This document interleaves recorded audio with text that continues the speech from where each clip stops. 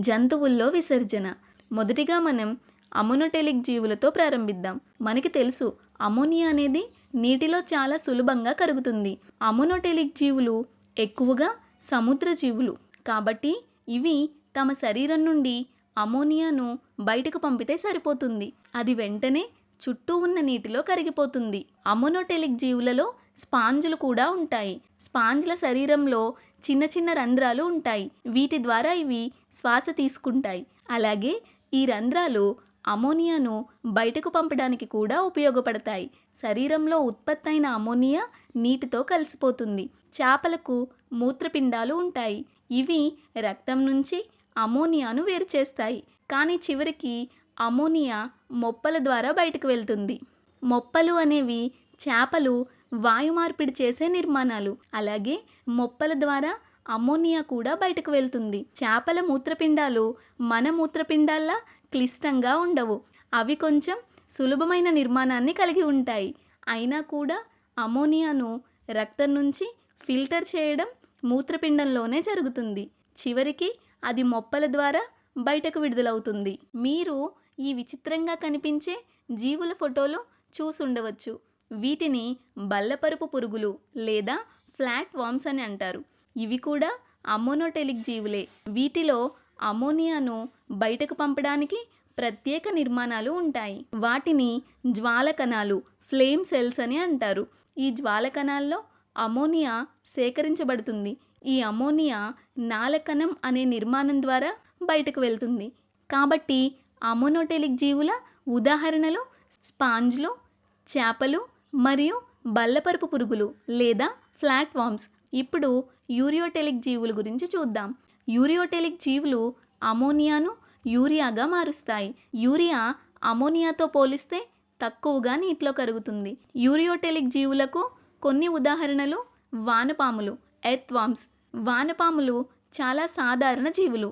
ఇవి తమ చర్మం ద్వారా శ్వాస తీసుకుంటాయి. అలాగే వ్యర్థాలను కూడా తమ చర్మం ద్వారా బయటకు పంపుతాయి. వాటి శరీరంలో చిన్న చిన్న గొట్టాలు ఉంటాయి. వాటిని నెఫ్రిడియా అంటారు. ఈ నెఫ్రిడియా యూరియాను శరీరంలో నుంచి తీసుకొని ఉపరితలానికి తీసుకొస్తాయి. ఆ తరువాత అది శరీర ఉపరితలం నుంచి బయటకు విడుదలవుతుంది. పర్యావరణంలోకి బయటకు పంపబడుతుంది. కాబట్టి నెఫ్రిడియా అనేవి చిన్న చిన్న గొట్టాల్లా ఉండి యూరియాను వానపాము ఉపరితలానికి తీసుకొస్తాయి. ఇతర యూరియోటెలిక్ జీవులలో మనుషులు, పిల్లులు వంటి క్షీరదాలు, అలానే కప్పలు వంటి ఉభయచరాలు ఉంటాయి. ఈ జీవులన్నింటికీ మూత్రపిండాలు ఉంటాయి. మూత్రపిండాలు రక్తాన్ని ఫిల్టర్ చేసే నిర్మాణాలు. మూత్రపిండానికి చేరే రక్తంలో యూరియా మరియు ఇతర జీవక్రియ వ్యర్థాలు ఉంటాయి. మూత్రపిండాల్లో నెఫ్రాన్స్ అనే నిర్మాణాలు ఉంటాయి. నెఫ్రాన్స్ అనేవి కిడ్నీల యొక్క క్రియాత్మక యూనిట్లు. కానీ ముఖ్యంగా ఈ నెఫ్రాన్స్ రక్తం నుండి యూరియాను ఫిల్టర్ చేస్తాయి. ఫిల్టర్ అయిన యూరియా మూత్రం రూపంలో శరీరం నుండి బయటకు పంపబడుతుంది. కాబట్టి యూరియోటెలిక్ జీవులకు ఉదాహరణలు వానపాములు, మనుషులు, ఇతర క్షీరదాలు మరియు కప్పలు వంటి ఉభయచరాలు. ఇప్పుడు యూరికోటెలిక్ జీవుల గురించి చూద్దాం. యూరికోటెలిక్ జీవులు అమోనియాను యూరిక్ ఆమ్లంగా మార్చుతాయి. యూరిక్ ఆమ్లం నీటిలో కరగదు. ముఖ్యంగా పక్షులు యూరికోటెలిక్ జీవులు. అందుకే ఈ జీవులలో చాలా జీవులు, ముఖ్యంగా పక్షులు, యూరికోటెలిక్ జీవులు. వాటి విసర్జన సమయంలో ఇవి ఘన రూపంలో వ్యర్థాన్ని బయటకు పంపుతాయి. అందుకే మీరు పక్షుల విసర్జనను చూసినట్లయితే కారుపైన లేదా బట్టలపైన చూసినప్పుడు అది గట్టిగా ఉంటుంది. అది తెల్ల రంగులో ఉండే గట్టి పేస్ట్లా ఉంటుంది. ఎందుకంటే అది యూరిక్ ఆమ్లంతో తయారవుతుంది. తేనెటీగలు, మిడతలు, బొద్దింకలు మరియు ఇతర కీటకాలు కూడా యూరికోటెలిక్ జీవులే. ఈ జీవులలో మాల్పీజియన్ ట్యూబుల్స్ అనే నిర్మాణాలు ఉంటాయి. ఇవి యూరిక్ ఆమ్లాన్ని సాంద్రీకరించి తరువాత అది జీర్ణాశయ మార్గంలో తయారయ్యే ఘన వ్యర్థంతో కలుస్తుంది. తర్వాత అది శరీరం నుండి బయటకు వెళ్తుంది.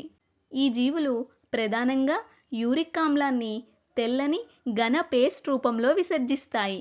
పక్షుల విషయానికొస్తే వాటికి కూడా మనలాగే మూత్రపిండాలు ఉంటాయి. మూత్రపిండాలు రక్తం నుంచి యూరిక్ ఆమ్లాన్ని వడపోస్తాయి.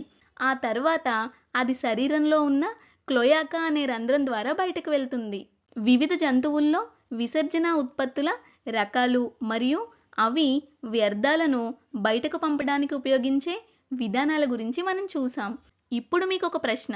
ఈ జీవులు 3 విధాలైన విసర్జన విధానాలు అంటే అమోనోటెలిక్, యూరికోటెలిక్ మరియు యూరియోటెలిక్ తమ శరీరంలోని వేర్వేరు నిర్మాణాల కారణంగా అభివృద్ధి చేస్తున్నాయా? ఉదాహరణకు మాల్ఫీజియన్ ట్యూబుల్స్ లేదా నెఫ్రిడియా వంటి నిర్మాణాల వల్ల? లేక ఇంకో విధంగా ఆలోచిస్తే ఈ నిర్మాణాలే ఈ జీవుల్లో ఉత్పత్తి అయ్యే వివిధ వ్యర్థాల కారణంగా అభివృద్ధయ్యాయా? అంటే అమోనియా, యూరిక్ ఆమ్లం, యూరియా వంటి వ్యర్థాల కారణంగా ఈ నిర్మాణాలు ఏర్పడ్డాయా? దీనిపై ఆలోచించండి.